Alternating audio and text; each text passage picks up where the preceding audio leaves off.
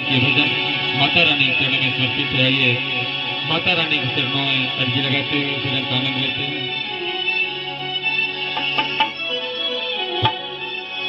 हाथ में त्रिशूल गरबा, हाथ में त्रिशूल गरबा, सोनेवा कहारी रूपवा मनवा मोहतवा, सुरतिया मनवा मोहतवा, मूर्तिया मनवा मोहतवा, की बाड़ी माए की बाड़ी